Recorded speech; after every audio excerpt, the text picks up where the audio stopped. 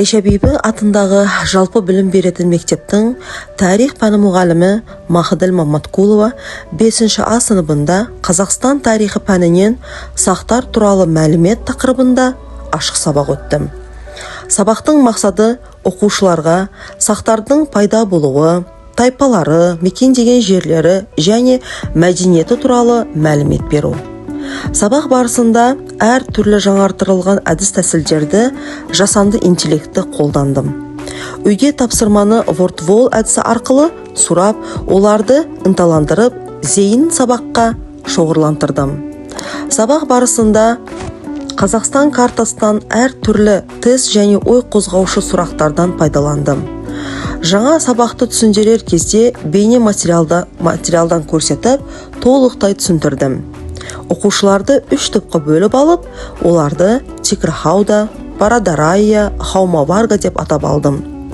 Сабақ барысында оқушылар заманауи ойын әдіс тәсілдерден пайдаланды. Ыстық орындық, вортвол, бұл кім әдістерін қызықты етіп қолдандым. Сабақтың ең әсерлі жері Томирис пен Кирдің соғысы жайлы әңгімелестік. Оқушылар видео бейне арқылы өздерінің сабаққа деген қызығушылығын анық айдын көрсетті. Сабақты қорытуда жалған ақиқат әдісі арқылы және термин сөздерден пайдалана отырып, оқушылар сабақты пысықтап алды. Сабақты қорыта айтатын болсам, оқушылар тек қана сақтардың әскери күшін емес, олардың отанға деген адалдығын, дүние қарасын көрсетті. Міне бүгін тарих пән мұғалімі Махаділ Маматкулованың 5-ші А сыныптағы сақтар туралы тарихи мәліметтер тақырыбындағы ашық сабағын тамашаладық. Ашық сабақ Қазақстан Республикасының мемлекеттік жалпыға міндетті білім беру стандарттарына, жаңартылған білім мазмұнына және оқу бағдарламасының талаптарына толық сәйкес ұйымдастырылған. Сабақтың мақсаты оқушылардың жас ерекшеліктеріне сай, нақты айқындалынып, белсенді оқыту әдістері, көрнекілік құралдар және цифрлық ресурстар тиімді қолданылды.